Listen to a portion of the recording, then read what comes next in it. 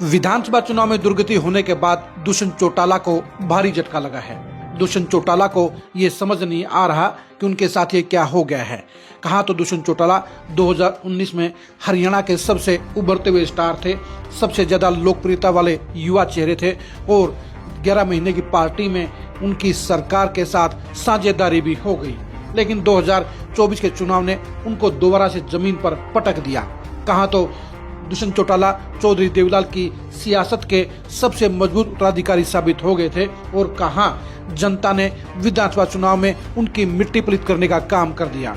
यही वजह है कि दुष्यंत चौटाला को अब समझ नहीं आ रहा कि वो क्या करें। ये भी कह सकते हैं कि कहीं न कहीं दुष्यंत चौटाला सच्चाई से मुंह फेरने का काम कर रहे हैं। नमस्कार, मैं हूं कुलदीप शुरान।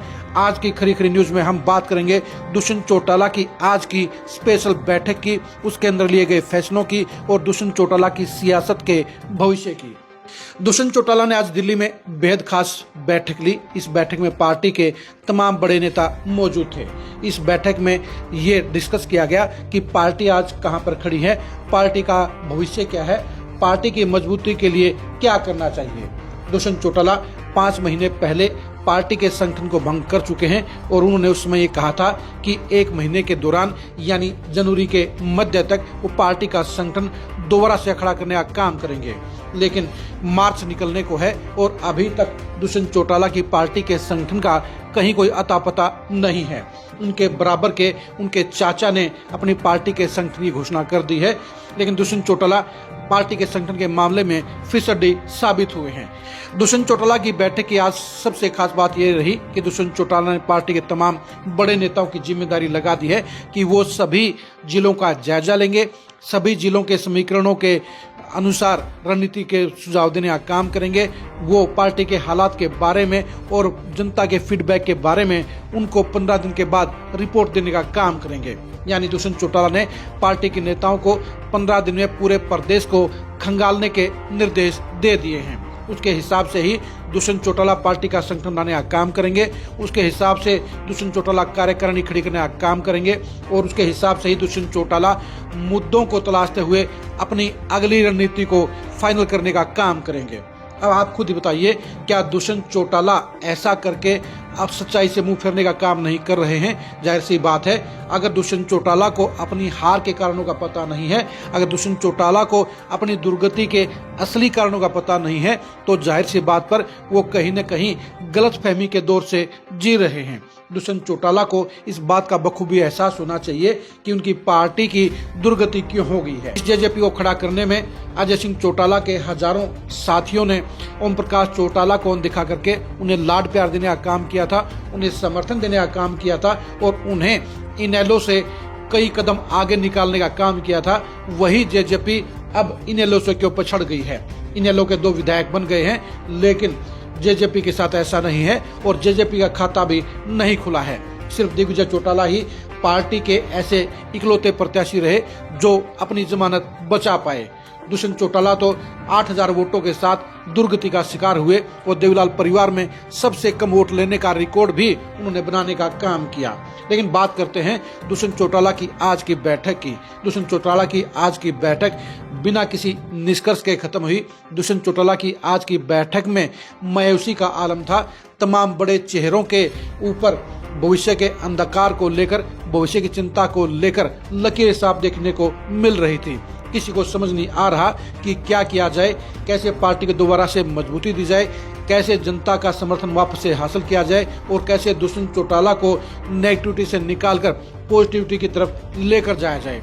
आज की तारीख में जहां भूपेंद्र सिंह हुड्डा के खिलाफ भी जाटों का माहौल है, जहां जाटों का दुष्यंत चौटाला से पहले मोह भंग हुआ था, वही हालात अब भूपेंद्र हुड्डा के साथ में है और अभय सिंह चौटाला भी आज की तारीख में जाटों की पहली पसंद नहीं है। ऐसे माहौल में भी अगर दुष्यंत चौटाला आज कोई फैसला नहीं ले पाए, दुष्यंत चौटाला पार्टी का संगठन नहीं खड़ा कर पाए, तो जाहिर सी बात है उनके मन के अंदर कहीं न कहीं कई तरह की धाराएं बह रही हैं। उनके मन में कई तरह के विचार कौंध रहे हैं और उनको समझ नहीं आ रहा कि वो किस रास्ते पर आगे बढ़ें, किस तरह से जनता को मनाने का काम करें, किस तरह से अपने प्रति नेगेटिविटी को खत्म करने का काम करें और किस तरह से जाट वोटरों का 2019 की तरह एकमुश्त समर्थन हासिल करने का काम करें।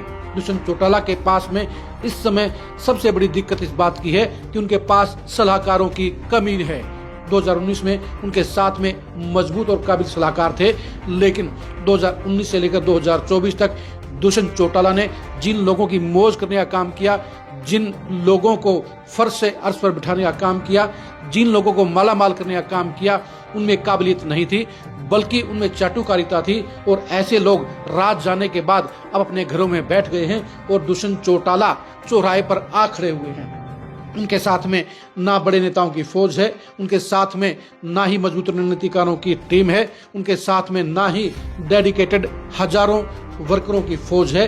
यही वजह है कि दुष्यंत चौटाला का विश्वास भी अब डामाडोल हो गया है और उनको समझ नहीं आ रहा कि वो कहां से शुरुआत करें, कैसे शुरुआत करें और कैसे अपने पार्टी के संगठन को मजबूती देने का काम करें, क्योंकि दुष्यंत चौटाला के लगभग 80% बड़े चेहरे, बड़े साथी पार्टी को छोड़कर जा चुके हैं और दुष्यंत चौटाला के साथ में जो माल बाकी बचा हुआ है उनमें से सिर्फ 20% लोग ही ऐसे हैं जो उनके प्रति समर्पित हैं, जो जनता में अच्छी साख रखते हैं और जो अभी भी उनके लिए संघर्ष कर सकते हैं। लेकिन 80% बाकी लोग ऐसे हैं जिनका बड़ा रसूख नहीं है, बड़ा जनाधार नहीं है और उनके बलबूते पर दुष्यंत चौटाला पार्टी की हवा नहीं बना सकते हैं। दुष्यंत चौटाला के पास फिलहाल ऐसे नेताओं की भी कमी है जो जिले का अध्यक्ष बनकर उनके लिए 500 वोटों का भी जुगाड़ करने की क्षमता रखते हो, यानी 500 लोगों की बैठक करने की भी हिम्मत और जुगाड़ रखते हो।